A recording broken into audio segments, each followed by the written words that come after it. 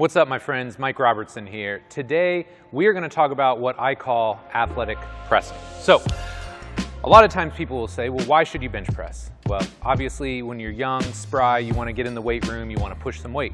Maybe you want to build some muscle. Maybe you want to get a little bit stronger. All fine reasons for bench pressing. But as you get older, or maybe your goals aren't specifically like hypertrophy related or strength related, maybe you just want to be a better athlete. It begs the question, well, why shouldn't we bench press? Or why should we maybe seek out alternatives to the bench press? So bench pressing is great because it makes you big and strong. But what it also tends to do is create this compression sandwich, for lack of a better term. So let's take this circle here, and let's say this circle is your torso. Well, when I put your back up against a bench, it flattens this out and pushes your upper back forward, for lack of a better term. And then, let's say we put some really heavy weights in your hand, right? Now gravity is doing its thing, and it is pushing you downward, right? You're getting a lot of activity through your pecs, which is what you want. Over time, what this does is this takes the circle that is your thorax and turns it into more of an oval. So if you look at a lot of high-level power lifters, a lot of high-level bodybuilders, they might be thick front to back, but their thorax looks more like this. And what it tends to do over time, you tend to lose your shoulder rotation. I can tell you this because I've seen it like time and again. For many years, I was a consultant, worked with the guys at Elite FTS, some of the strongest human beings on the planet.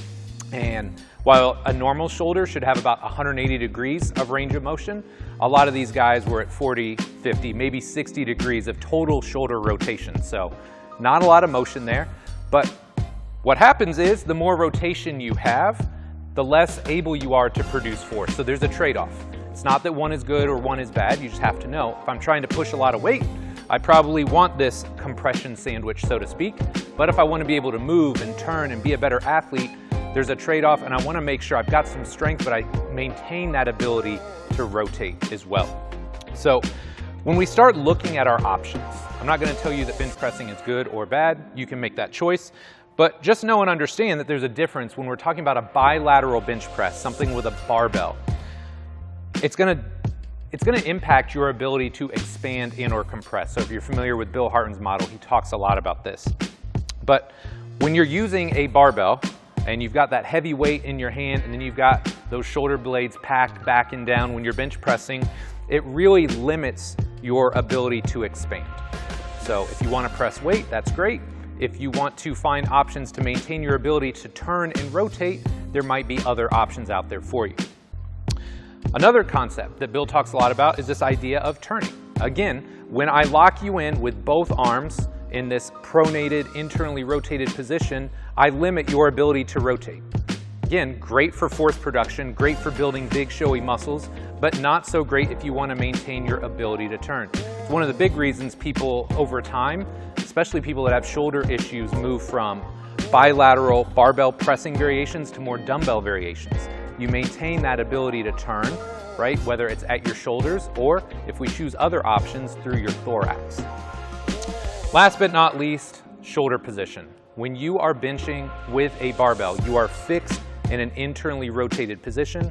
Again, for like the 10th time already, great for force production, but not always great if you have shoulder issues. So when you move from bilateral symmetrical options to more asymmetrical or dumbbell-based options, you have more ability to turn and rotate through your shoulders, through your upper extremity, and for a lot of people, it preserves their shoulder health. So just a little bit of thought behind why we might choose different pressing variations. Here in a minute, we're going to break this down, and I'm going to show you different training options that you can use next time you go in the gym. All right, so let's talk about different athletic pressing options that you have. First one on the board, I'm not going to demo it, but push-ups are great because they allow you to actually move your scaps, right? You can retract, you can protract. You're not going to get that same degree of compression that you would when you're doing a supine press like a bench press. So push-ups are a great option. Now, when we start moving to dumbbells, we have a lot more freedom of motion through our shoulders, through our upper extremity. But if we do both arms at the same time, we're still going to get a lot of that just compression as a whole. So instead of doing bilateral dumbbell variations, I'm going to show you a lot of different unilateral or single arm variations. So to start, you can be very simple. Just take one dumbbell, right? Lock the abs in, and we can press. So in this case, you're not going to get that unilateral compression, and one side is working while the other side is a little bit more relaxed. So single arm dumbbells, great. In a lot of cases, what we're going to focus more on are alternating variations. So in this case, what you're going to do, you're going to lie back, press both arms up, and what I'm going to think about here is I'm going to reach long with my left arm while my right arm goes through the range of motion. And if I really want to make it nice, I can actually inhale, down, exhale up. Inhale down, exhale up. So I've got those options, and then if you give me just a second, I'm going to move this bench and I'll show you some floor pressing options as well.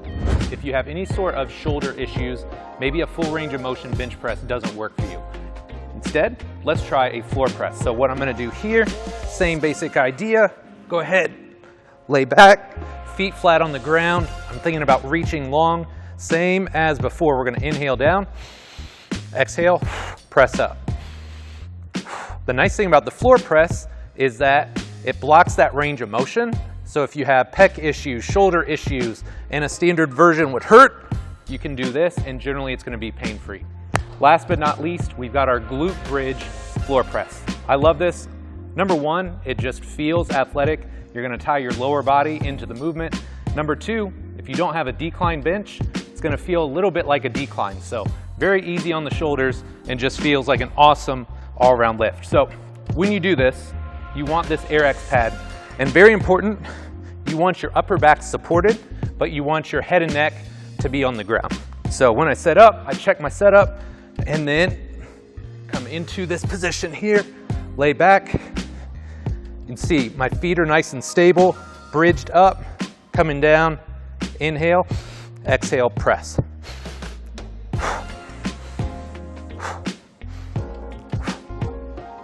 I don't know about you, but I absolutely love this variation.